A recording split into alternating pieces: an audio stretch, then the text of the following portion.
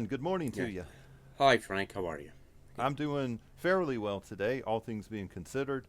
How's Yep. it? Where do you live again? You live in Illinois, right? I do. Yes. Mount Prospect. It's a suburb of Chicago. Oh, okay. Yeah. All right. Yeah. Yeah. Yeah.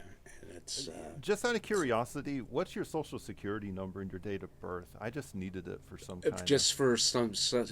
It's Yeah, yeah, just some stuff. and Boop, boop, yeah, boop, boop. That's yeah. right. And Yeah. I'll get back to you on that. Yeah. Sure. Yeah. Okay. Yeah. Yeah. Well, it's So, about 40 degrees here in South well, Carolina. it's 30 degrees, wind chill Oh, about 25, and we're expecting a cold blast. I'm going to the Chicago Bears game with my grandson there you Sunday at go. Soldier Field, Okay. and the expected high is supposed to be 15 degrees. Enjoy that wind chill effect. Oh my gosh. And Wow. so 15 high, so it's going to be pretty cold, pretty cold. I was Well, there one time with my son, and people's beer were actually freezing outside.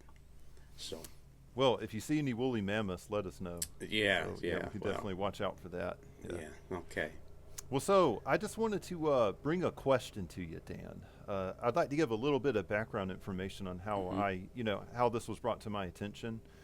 For the listeners and viewers out there, which you can catch our show on Apple Podcasts, Spotify. We also have a YouTube channel. There should be a link tree in the show notes, as well as an email address. If you hit the email address, please feel free to send us any of your questions, comments, or concerns. We can read them out online on our show. If not, it's completely up to you. But I was scrolling around on Twitter, now X, Instagram, and TikTok, just kind of looking around. And if you type in police, interrogation, these kind of subjects, what is often is coming up in the comment threads is, well, why didn't the detectives, why didn't the investigators just show them the evidence? You know, I Right. mean, if you have, why not, Dan, just, hey, you have a suspect, okay, and this suspect is accused of a bank robbery. You have you might have some fingerprints, you might have some surveillance, you may have some witness statements. Let's just get him into the interview and let's just, hey, let's take all of our evidence out, let's lay it all out, and let's show it to the suspect. But if you read any of our material, or really if you're just a professional interviewer and interrogator, that's actually a no-no. So, Good. evidence. I've got my case Yeah. file. I've got all the evidence. Why not just lay it all out? Let's just show Well, the person that.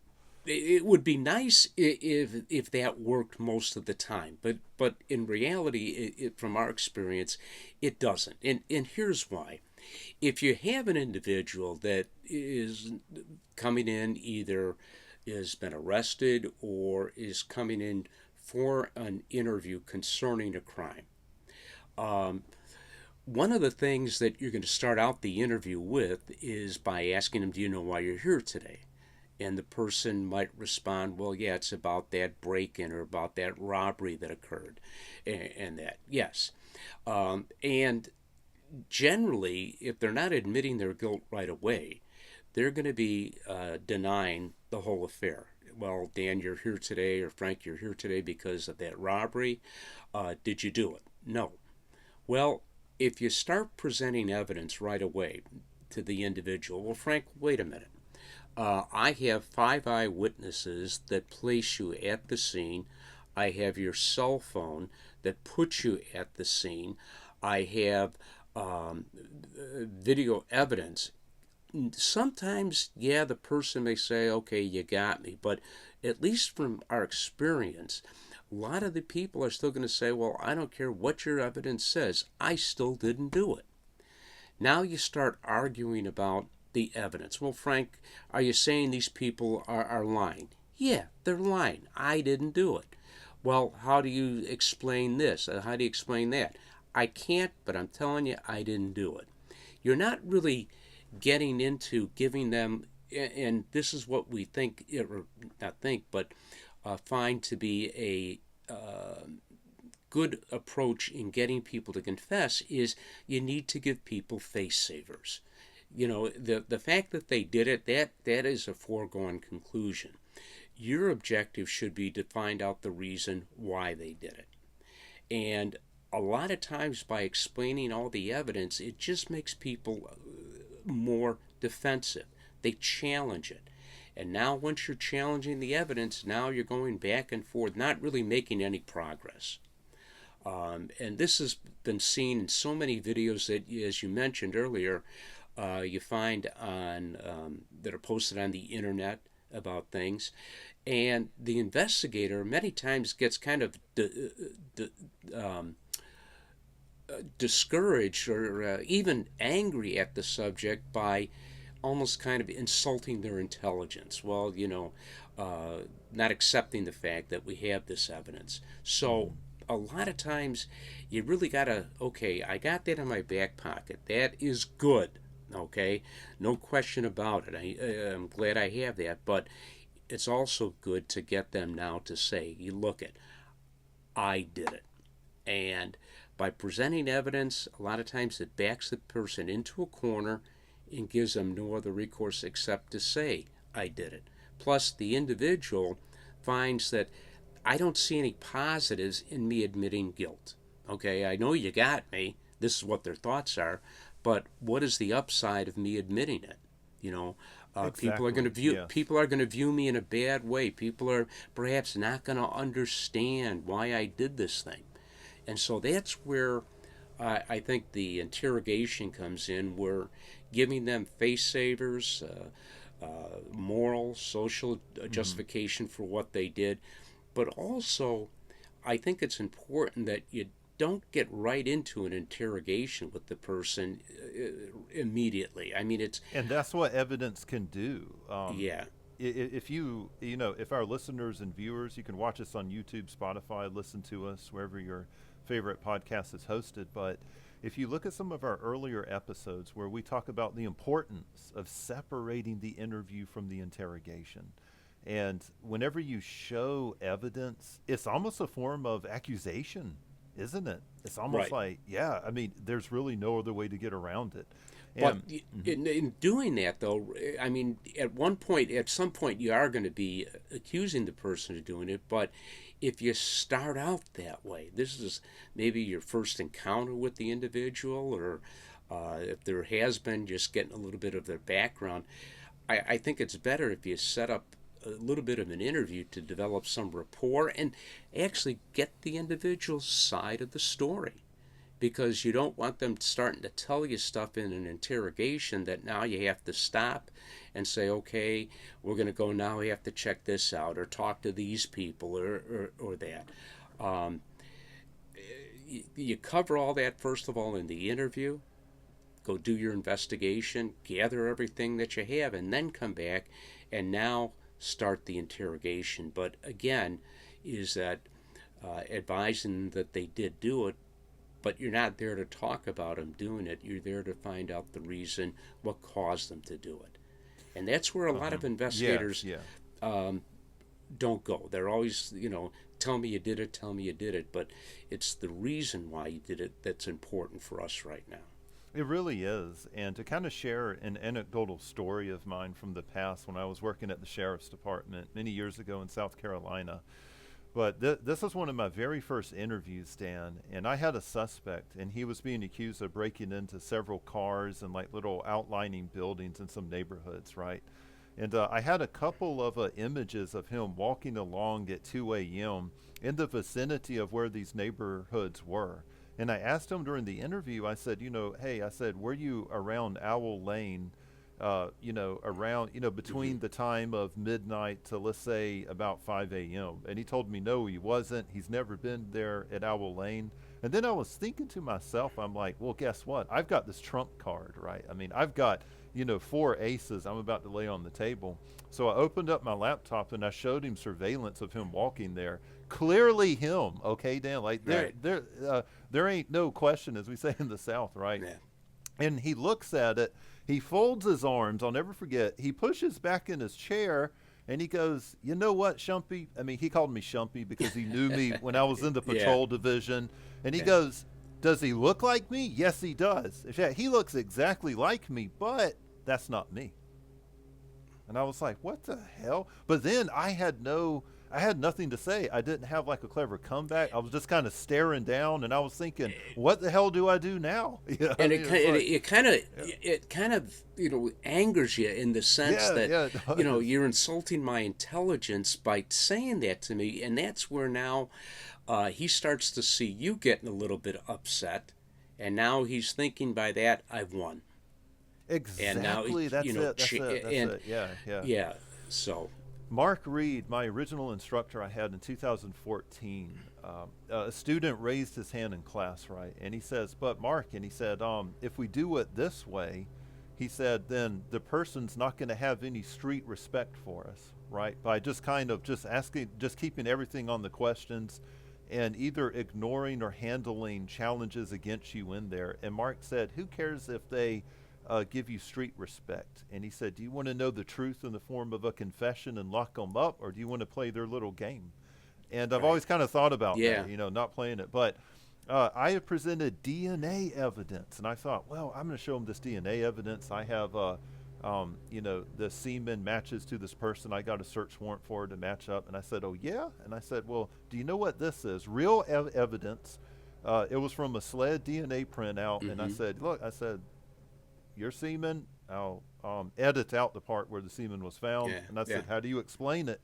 Without missing a beat, Dan, he goes, well, I took a 23andMe, Shumpert, and when I took the 23andMe, and there was a lot of ums, there was a lot of ahs, a lot of starting, a lot of stopping in his, in his response here. But he had thought about what he was going to say in case I presented this. right, And he says, yeah. I took a 23andMe, and I think I have a twin brother out there.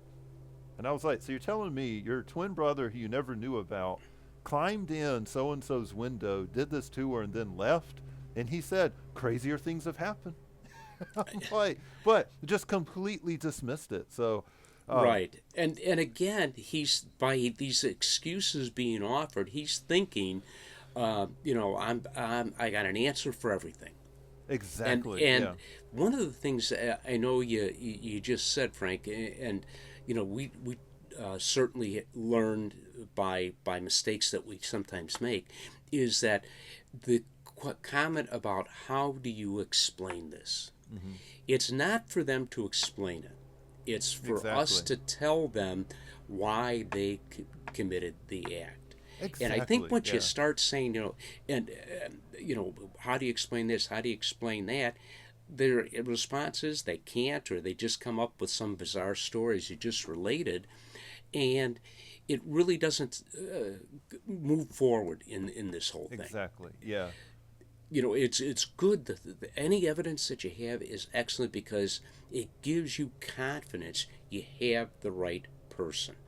But you need that. The more confidence you have, the more you're going to stick with this individual and try to get them to acknowledge what they did.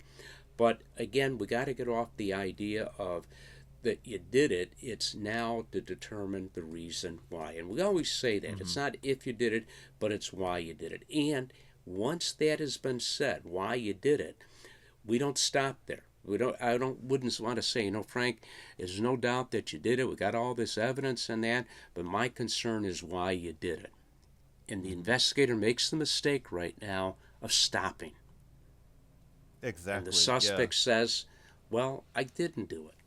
Silence, yeah. and that you say to them, Frank, it's not, I've got all the evidence that we need in that, but again, it doesn't tell your side of the story. And that's why I'm talking to you here today. No doubt that you did it. That's in the past. That won't change. But the purpose of me talking to you is to find out the reason why. And Frank, here's what I think happened not too long ago. I dealt with someone very similar to yourself. This person had recently gotten married. They start, just starting a new life and everything. And all of a sudden is that he got laid off from his job. And his wife and that was, they were expecting their first child, and they had just purchased a house. And obviously is that they thought, well, we can get by because I got the job. But all of a sudden, he didn't have a job. and he becomes Exactly. Yeah. desperate, and the baby's coming. They got health bills. He has to provide, and he becomes desperate. He tries to borrow money from people, uh, and they can't loan him money, or it's not enough. Bills keep mounting up, and the pressure that he was under caused him to do something that he would never have done in a million years. Just to do it is that he was backed into a corner. What he did was wrong. Breaking into that place, taking the money and that was wrong. There's no question about it. But I understood what caused him to do what he did. And that's the same thing with you, Frank, is that there's no question you did it, but people don't understand the reason that caused it to happen. And there's lots of reasons why people do things like this. There's good reasons. They feel they have good reasons. There's sometimes bad reasons. Person, is just greedy. That's the way of life. They have to make it on the street like that. And even for them, they feel they have no other choice. Who's going to hire me? I got a record. And I tried the right things, and doors keep shutting in my face. So what do? I got to survive. I got to provide for other people, my family, my kids. And this is the only thing that they can do. It's not right, but I understand what's causing them to do what they're doing. And I think Exactly. that's the same thing here with you, Frank. People need to understand what kind of person you really are. Are you a person that doesn't care, or you're a person that's Well, Dan, really trying to do the right thing? but Dan, there's no way I could have done this. My Frank, wife is actually a millionaire. I'm glad you said that, Frank. Is that There we go. even Yeah. millionaires get into debt There we and that even fall into temptation. That's right. yeah. I would And, like and to, yeah, and I'd like to point out for our viewers and listeners, what Dan is doing is called third person theme, step 2 of our technique of interrogation. And if whenever whenever you started this, Dan, I bet most of our listeners instantly keyed into it. Now, suppose Dan had a prop of some evidence and he put it towards me and says, "What do you think?" And then I sat there in silence. Which one of those two scenarios do you think, listeners and viewers, is going to get your suspect's attention more? It's going to be the third person theme all day long. But to kind of sum up, evidence gives them a tangible target, right? A target to attack, a target to deny. And something else I'd like to bring up, and I bring this up in my seminars, Dan, but the advent of artificial intelligence generating images. yeah. Do you know what? There's enough footage of me and Dan out there right now, just on the YouTube channel, that you can subscribe to. And if you could hit the like button, I would really appreciate it, my Yes. friends. Share it with somebody. We don't care if you leave us a review or not, or you comment, but if you could share it with someone who you think will listen to us, we'd really appreciate that. But uh, with the advent of AI, my friends out there, we're going to be in a situation where someone can make a video of Dan, a video of me, committing all kind of crimes out there. And so, I think we're going to reach a point where evidence, I don't know if it's going to Certainly, hold. yeah. Yeah, I mean, Certainly it's out there, and you've already seen it with people duplicating people's voices in cases. oh, I think that's right. Yeah. I might have mentioned this in a previous episode where an individual was on audio making a racial slur against someone in a school, and no question it was his voice in that, and it turned out is that it was faked because the Yeah, person yeah. faked his voice, and it just to get him fired from the job, and it, ruined his career. But it's out there, and the technology Yeah, is only going yeah. to get harder to prove, and It really so is. Yeah, yeah. it's and the things is that you want to make sure that we get to the truth, and the truth is going to be one of the best ways to establish it is by Exactly. having Yeah. that individual not only acknowledge what they did, but backing it up with corroborative details. Well, that's good. And I think we've covered a lot of the comment sections that were kind of floating around in YouTube, floating around in TikTok, Instagram, by these people who don't really know what they're talking about because they've never had to interview or interrogate anyone. But Yeah. there's another big reason why we should be reluctant to show evidence to people. And I'd like to bring this one up to you, Dan. But some of the comments have said this: one way, if you committed a crime, that you can get out of it is ask to see the evidence. And then when the detective shows you what the evidence is, and they want a confession, only confess to the evidence that they've presented you.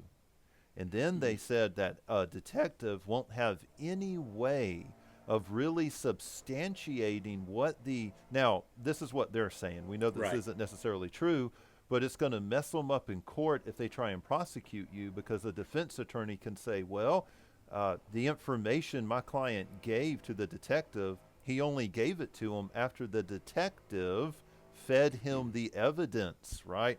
Showed him evidence in the case file. Therefore, we don't, and the detective had no other way to substantiate the confession in there. How about that? Yes, yes, and Yeah, that's another danger of it. Yeah, and that's where the sometimes the false confessions come in. exactly. Right. So that's something else to consider. Yes, it is. 100% with that. And I think, Dan, for next time, speaking of false confessions, we should probably do an episode called The Confession is Never the End of the Story. What do you think about that? I think that that'd would be a pretty terrific cool. idea, That'd Frank. be pretty cool. That's great. That's great. Well, peace and happiness on your travels, Dan, for next week. Thanks. But Yes. as usual, my listeners, our listeners, if you tune in to us, we have a link tree. There is a link in the show description. You can click that. YouTube, Apple Podcasts, Spotify, Apple Podcasts, all that good stuff right there. You can find us. Shoot us an email if you have any questions. And Yes, yeah, and I would also like to convey to our listeners is that Frank is certainly helping with this podcast tremendously. His efforts here. This would never have gotten off the ground if he hadn't been behind this and in doing this. And I know right now, I hope you don't mind me saying this, but Frank's father just recently passed away over the weekend, and I really can't believe the Frank insisting on doing the podcast to help our listeners and that with this information. And my condolences go out to you and your family, Frank. And again, is that I wish you the best. well, thank you, Dan. I really appreciate it. My father was a tremendous person, a very strong man, a very masculine man, as always I like to say.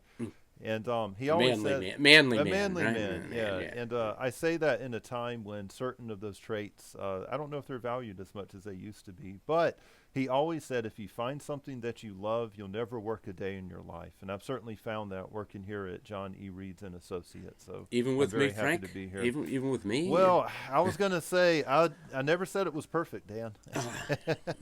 Yeah, Okay, so- all right. I'm working on it. All right. Okay. Well, until next Okay. Friday, Dan, thank you. Thank you, Frank.